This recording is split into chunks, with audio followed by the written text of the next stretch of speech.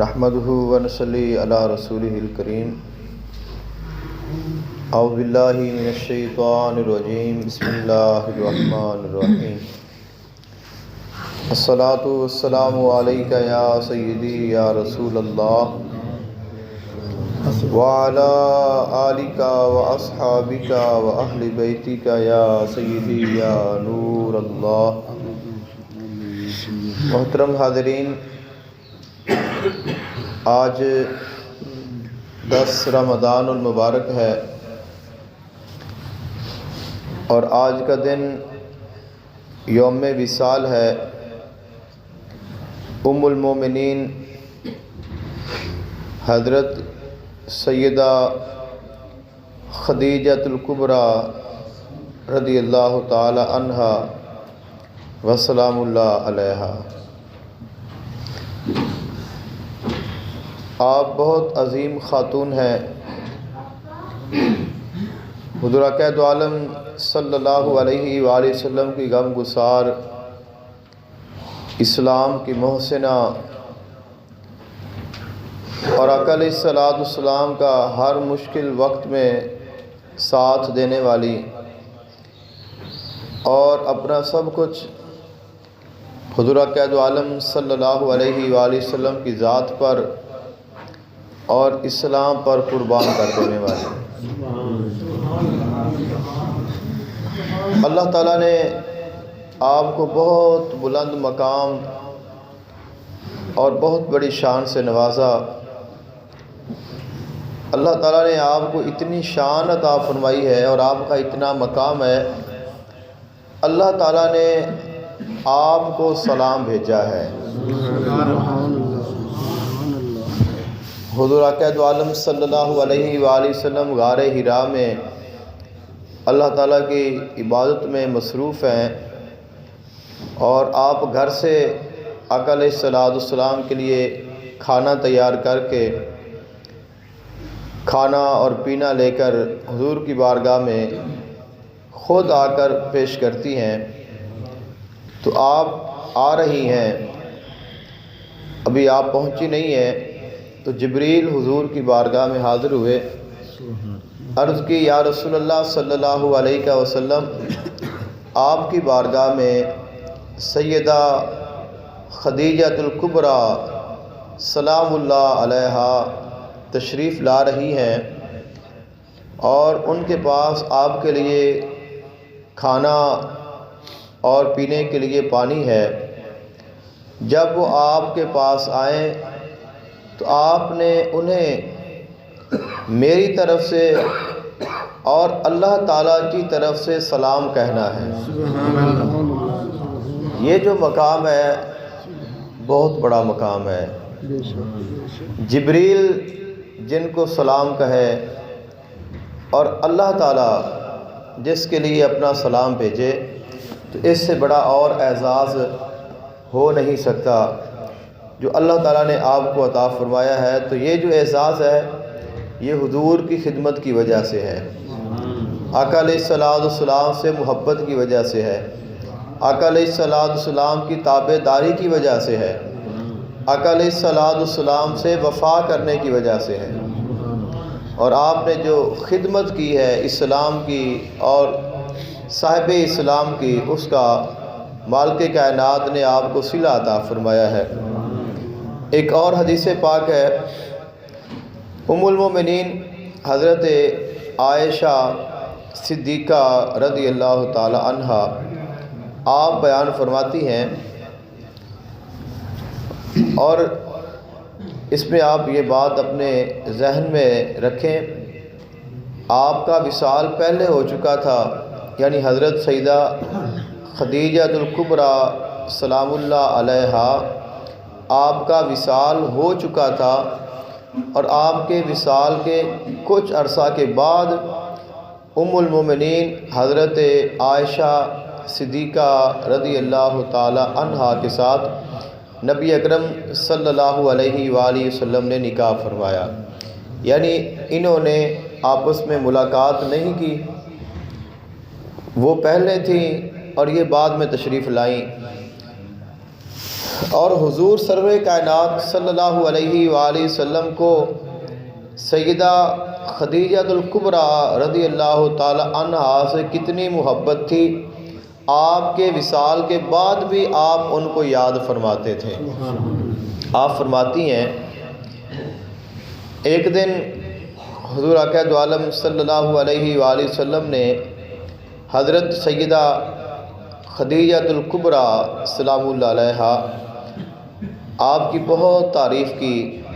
آپ کی توصیف بیان فرمائی۔ آپ فرماتی ہیں جب میں نے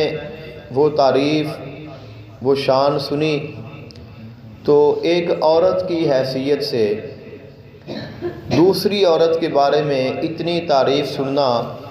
یہ الفاظ مجھ پر اثر کر گئے، اور میں نے آقا علیہ الصلوۃ والسلام کی بارگاہ میں عرض کی، یا رسول اللہ صلی اللہ علیہ وسلم، آپ اس قریش کی بوڑھی عورت کا بار بار ذکر فرماتے ہیں، اس کی تعریف فرماتے ہیں، حالانکہ اللہ تعالیٰ نے آپ کو ان کے بعد ان سے خوبصورت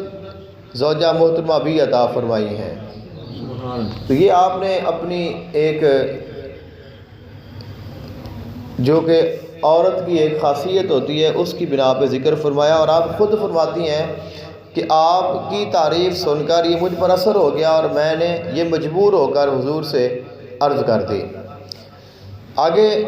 حضور اقدس عالم صلی اللہ علیہ وآلہ وسلم نے اس کا کیا جواب عطا فرمایا، اور جی آپ خود ہی بیان فرما رہی ہیں، کسی اور نے بیان نہیں فرمایا۔ آپ فرماتی ہیں جب میں نے یہ بات حضور سے کہی تو میرے یہ کلمات سن کر آپ کا رنگ تبدیل ہو گیا، اور ایسے جب کبھی آقا علیہ الصلوۃ والسلام پر وحی نازل ہوتی تو آپ کی طبیعت میں تغیر آتا،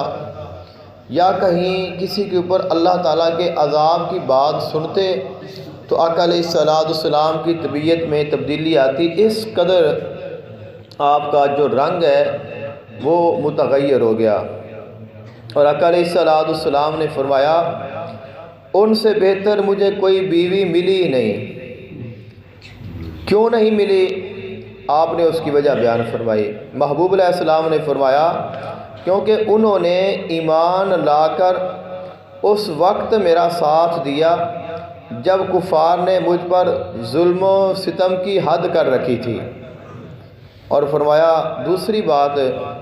انہوں نے اس وقت میری مالی مدد کی جب دوسرے لوگوں نے مجھے اس سے محروم رکھا تھا، اور فرمایا